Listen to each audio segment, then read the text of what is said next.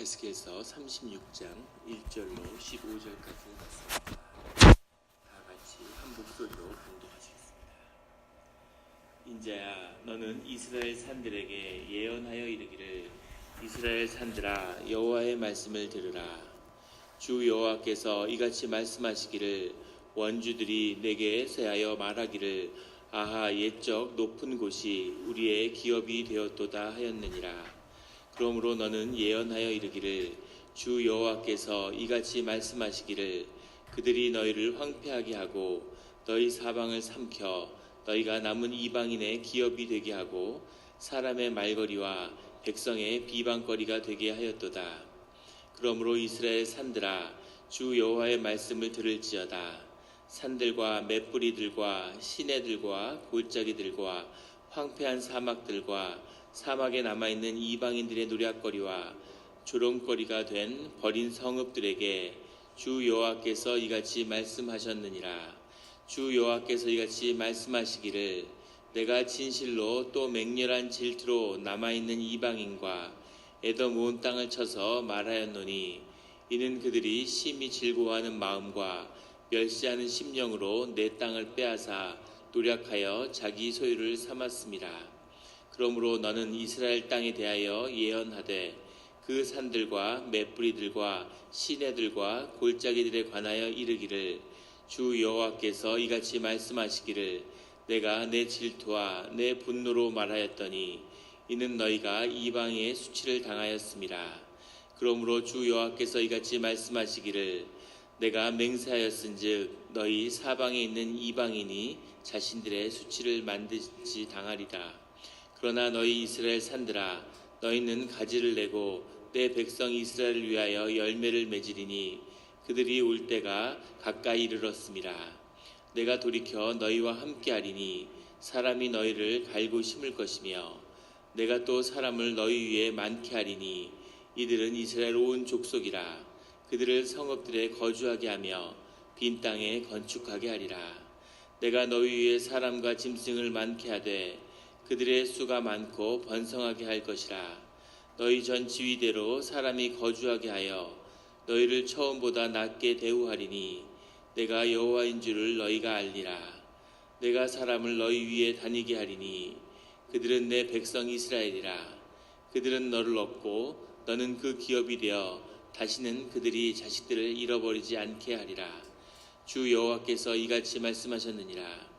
그들이 너희에게 이르기를, 너는 사람을 삼키는 자요 내 나라 백성을 제거하는 자라 하거니와, 내가 다시는 사람을 삼키지 아니하며 다시는 내 나라 백성을 제거하지 아니하리라. 주 여호와의 말씀이니라. 내가 또 너를 여러 나라의 수치를 듣지 아니하게 하며 만민의 비방을 다시 받지 아니하게 하며 내 나라 백성을 다시 넘어뜨리지 아니하게 하리라.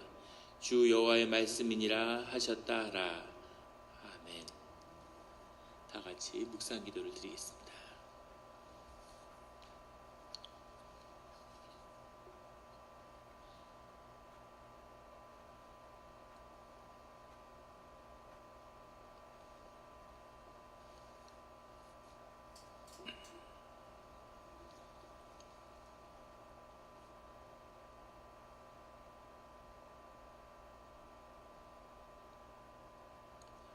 하나님 아버지, 감사합니다. 주의 음성을 듣고자 저희가 새벽 제단 앞에 모였습니다. 우리 마음의 기도와 우리 마음의 묵상이 주님께 연락되기를 원합니다. 감사드리며 예수 그리스도의 이름으로 기도드렸습니다. 아멘. 오늘 에스겔서 36장의 말씀 이렇게 시작하고 있습니다. 인자야, 너는 이스라엘 산들에게 예언하여 이르기를, 이스라엘 산들아, 여호와의 말씀을 들으라. 오늘 36장의 말씀은 아주 중요한 말씀인데 저희가 이해하고 받기 어려운 말씀입니다. 주 안에서 성령의 역사로 말씀이 분명히 깨달아 알게 되는 그런 귀한 시간이 되기를 주의 이름으로 축원합니다. 이스라엘 족속이 회복되기 위해서 중보자의 문제, 목자의 문제가 해결돼야 된다는 말씀을 주님이 증거하셨고 34장에서 35장에서는 너희 가운데 원한과 묶임을 풀어야 된다라는 말씀을 주셨죠. 하나님이 축복을 주시고 복의 길을 여시기 위해서 우리 가운데 이루어져야 할 일입니다. 하나님이 반드시 이루겠다고 하시는 말씀을 하시는데 하나님이 이루시겠다는 뜻이 하늘에서 신비하게 어떤 그런 일을 하시겠다는 그런 뜻이 아니죠. 그렇게 하시겠다 그러면 굳이 에스겔을 통해서 예언을 하실 필요도 없으시겠죠. 그냥 하시면 되는 거죠. 그런데 에스겔을 세운 이유는 그 에스겔을 통해서 하나님의 말씀이 증거되고 그 말씀의 역사를 사람이 받아서 사람의 영이 그 심령이 기도하고 중보함으로 그 일을 하나님의 뜻을 땅에서 이루라고 하는 그 뜻이 들어있는 거죠. 그 이스라엘의 족속이 회복되기 위한 아주 중요한 말씀을 오늘 하시는데 그것이 뭐냐면 땅의 회복입니다. 오늘 말씀하시는 이스라엘 산들아 여호와의 말씀을 들으라 할 때 이스라엘 산들은 보통은 이스라엘 산이라고 얘기하면 시온산, 하나님의 성전, 이스라엘의 족속을 의미하는 건데 이건 말 그대로 정말 이스라엘의 산을 의미하는 거죠. 6절에는 그러므로 너는 이스라엘 땅에 대하여 예언하고 땅에 대해서 예언하고 땅에 대해서 얘기한다는 거죠. 13절에 가면 그들이 너희에게 이르기를 너는 사람을 삼킨 자요 내 나라 백성을 제거한 자라 하거니와 땅에 대해서 주님이 말씀을 선포하고 계시는 거예요. 사람이 아니고 땅에다가 말씀을 선포한다는 건 무슨 말씀일까? 그 땅에는 4절에 나오는 또 6절에 나오는 이스라엘의 산들아 산들과 맷뿌리들과 맷뿌리라는 건 산봉우리를 의미하는 거죠. 정확한 표준어입니다. 잘 들어보지 못하셨을 텐데 맷뿌리들과 시내들과 골짜기들과 황폐한 사막들과 성읍들 그 사람들이 사는 땅 그 땅들을 향해서 하나님의 말씀이 선포되므로 땅이 회복되어야 그 뒤에 이스라엘 족속이 회복된다는 거죠. 8절에 이스라엘 산들아 너희는 가지를 내고 내 백성 이스라엘을 위하여 열매를 맺으리니 그들이 올 때가 가까이 이르렀습니다. 산 그 땅들을 향하여 말씀을 선포해서 이제 너희는 이스라엘 백성을 위해서 준비하라는 거죠. 9절에 내가 돌이켜 너희와 함께하리니 여기서 너희가 바로 땅들입니다. 앞에 나오는 맷뿌리들과 시내들과 산들이죠. 땅들과 주님이 함께하겠다. 사람이 너희를 갈고 심을 것이며 내가 또 사람을 너희 위에 많게 하리니 이 모든 너희와 가리키는 것들이 모두 이스라엘의 땅을 의미하는 거죠. 그래서 이 말씀을 땅으로 받지 못하니까 온갖 이상한 해석이 난무하는데 너희라 그러면 당연히 이스라엘 족속 같고 근데 이 땅을 향하여 주님이 말씀하고 땅이 영적으로 회복되어야 된다는 얘기를 말씀하고 계시는 거예요. 현대과학은 인간의 몸과 이 땅의 모든 성분이 같다는 것을 사실 단일한 스트링이 다른 떨림이 다를 진동이 다를 뿐이지 모두 같은 거라는 것을 발견했죠. 근데 사실은 성경에서 흙으로 사람을 만들었다고 이미 말씀하고 계시죠. 그래서 모든 피조물과 사람이 사실은 우리가 하나님께 받은 심령이 아니라 생령으로 연결되어 있다는 겁니다. 그것이 하나님이 우리가 새벽에 많은 말씀을 나눌 수는 없지만은 창세기 12장에서 나누는 하나님이 땅을 주시고 그 다음에 소생을 주겠다. 인간의 내 몸의 소생과 땅의 소산이라는 것이 하나님의 축복을 이루는 그 두 가지 결합된 것이 하나님의 축복이죠. 그것이 성경이 주는 축복의 말씀입니다. 그래서 유대인들은 이 땅의 회복, 땅의 소산을 붙드는 것을 하나님의 축복으로 아는 거죠. 이것이 유대인들의 풍요함의 비밀입니다. 사람들은 늘 이 땅의 소산을 추구하고 땅의 소산을 묵상해요. 왜냐하면 그것이 하나님의 축복의 통로라는 것을 알기 때문이죠. 그래서 늘 땅을 위해서 기도하고 땅이 회복되기를 위해서 기도하고 그리고 땅의 소산을 통해서 하나님께 나아가는 거죠. 그런데 사람의 소생과 하나님을 잃어버리고 땅을 붙잡게 되기 때문에 타락하는 거죠. 그러니까 하나님이 땅을 빼앗고 땅을 새롭게 하고 땅을 저주를 통해서 인간의 관계를 끊는 겁니다.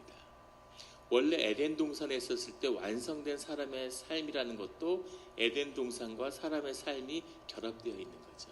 우리가 창세기 3장에 나눈 것처럼.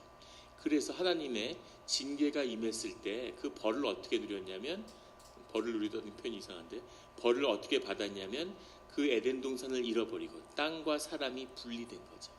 그 뒤로 우리가 회복돼야 할 역사는 땅을 회복하는 역사입니다.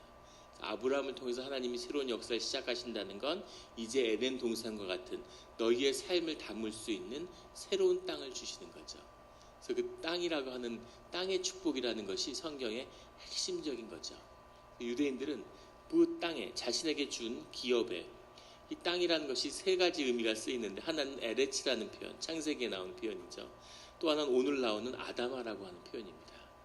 그리고 또 하나는 나할라라고 하는, 이 성경에 세 가지 땅을 지칭하는 말이 있는데, 에레츠라고 하는 건 스페이스의 개념이죠.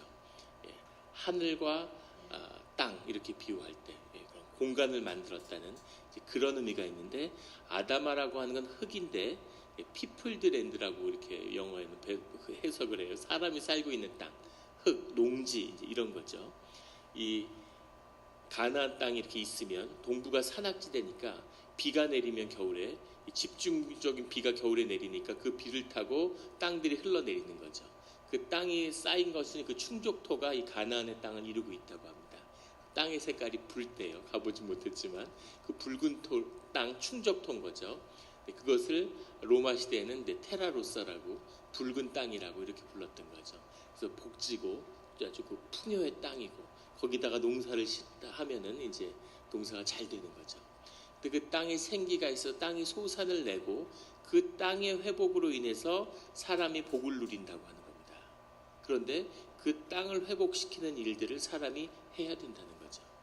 그래서 어떻게 보면 우리가 지금 하고 있는 환경에 대한 깨달음, 이게 아주 현대적인 개념 같지만 사실은 고래 이래 우리가 오히려 잃어버린 것이지, 늘 땅과 사람이 함께하고 함께 간다는 거죠. 그리고 사람들이 그것을 몸으로 느끼는 겁니다.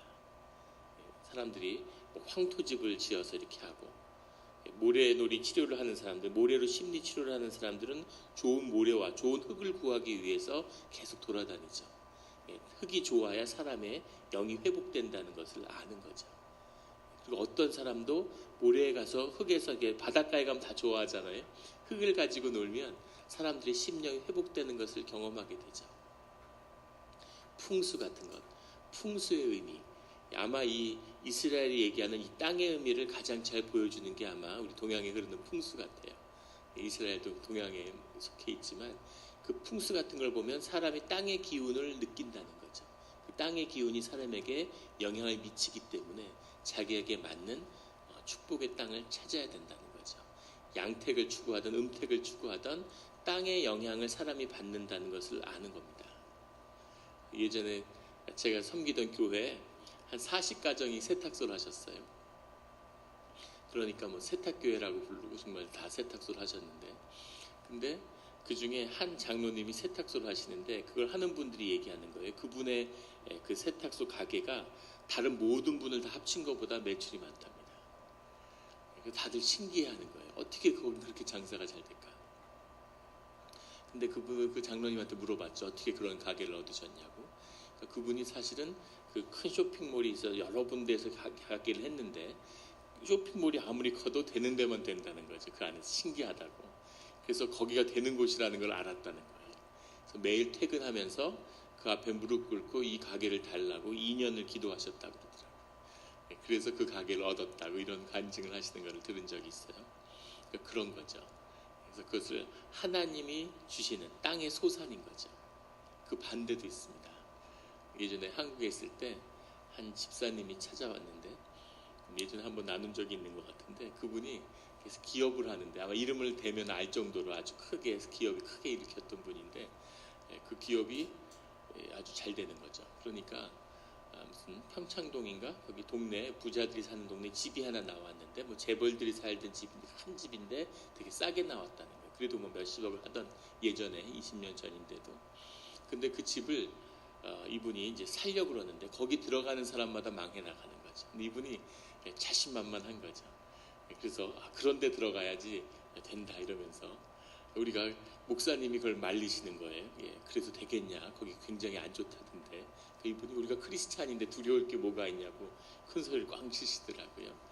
들어갔는데 완전히 집안이 쑥대밭이 됐습니다. 기업도 망하고. 이런 말을 하기가 조심스러운 이유는 이제 우리 현대 기독교가 이런 것을 받아들이기 어려워하기 때문이죠. 자식이 자살을 하고 완전 집이 쑥대밭이 됐어요. 목사님이 그런 말씀을 하시더라고요. 사람들이 나쁘다 그러는데 나 안 가는 게 좋겠다고 그렇게 얘기하시는데, 그 땅을 회복시켜야 할 그 책임이 사람에게 있다는 거죠. 땅을 위해서 기도하고 땅을 축복하는 그것이 사람에게 주어진 사명이라는 겁니다. 하나님이 그 땅을 회복시킬 수 있는 중보자로서 인간의 역할이 있다는 거죠. 그런데 이단들이 하도 무슨 땅 밟기를 하고 막 이렇게 그런 것들을 앞에 내세우고 이러다 보니까 마치 그런 일을 하면은 이단인 것처럼, 하도 신천 이런 데서 요한계시록만 갖고 난리를 치니까는 마치 요한계시록을 강의하면은 이단인 것처럼, 하도 종말론을 갖고 이단들이 활개를 치니까 종말론을 이야기하면 안 되는 것처럼, 그런 식으로 교회가 자꾸 이제 그 힘을 잃어버리는 거죠. 그건 정말 사단의 역사인 것 같습니다. 성경이 분명히 말씀하고 있는 것은 땅의 회복이 있어야 된다는 거죠. 그래서 우리가 늘 땅을 위해서 축복하고 땅을 회복시키기 위한 기도를 해야 된다는 겁니다. 그래서 바닷가에 가서 산책하면서 또 몬트레일 산 위에 올라가서 몬트레일 내려다보면서 이 땅을 축복해야 되는 거죠. 땅이 솟아날 내야 되는, 땅이 회복돼야지 사람이 회복되는 거죠. 하나님이 이제 이스라엘 족속의 회복을 위해서 하시는 이 마지막 단계에서 땅을 회복시키시겠다고 말씀하고, 그 땅에게 말씀을 선포하라고 예레미야 선지자에게 말씀을 주시는 거죠.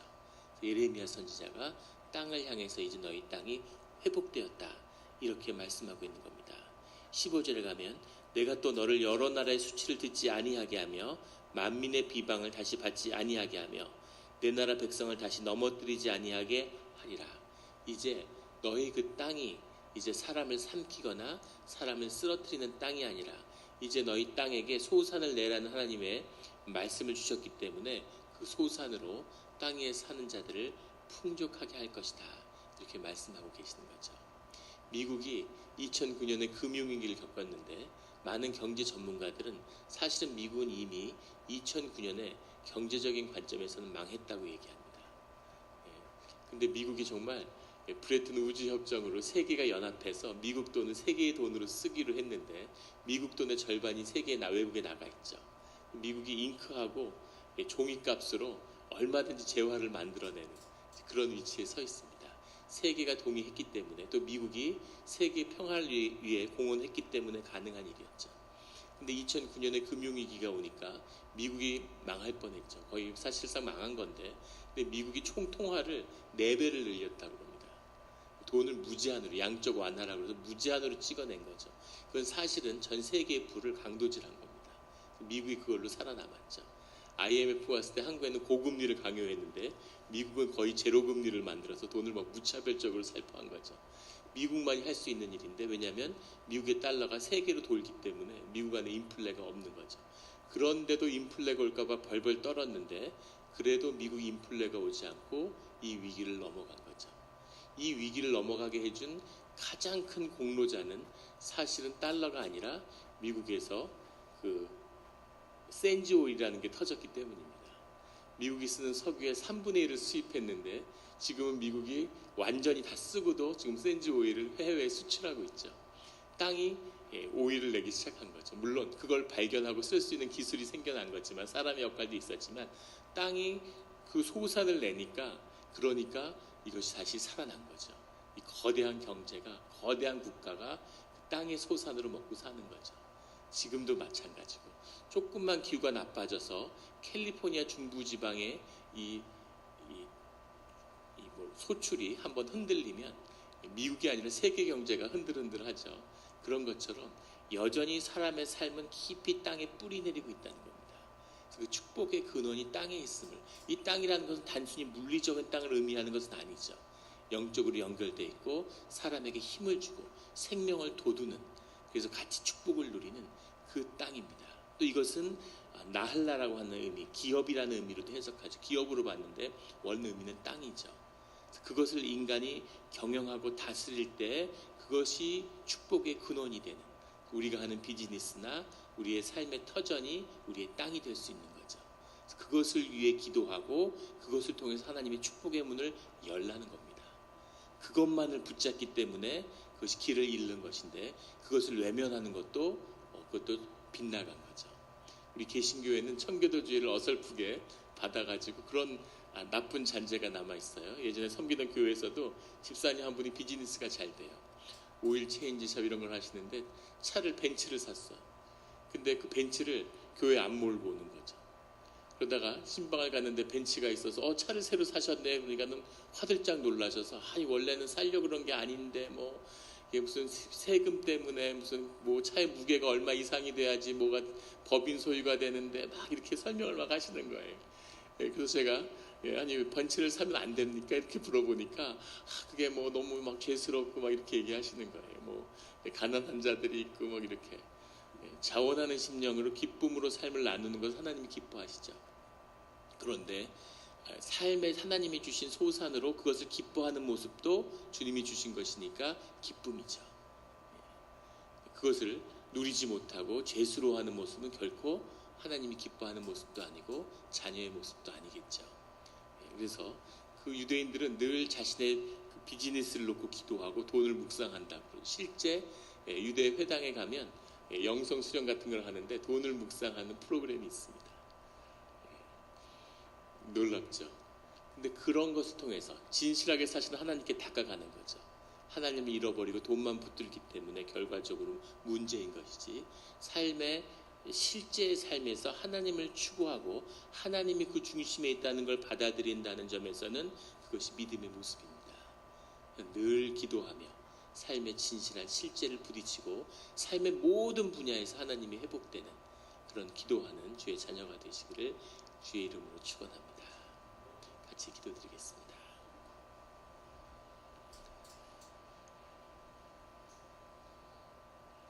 하나님 아버지 감사합니다. 주님이 우리를 축복하기를 원하시고 그 복을 우리가 누리며 살기를, 삶이 선물이 되기를 원하시는 것을 말씀하여 주시니 감사합니다.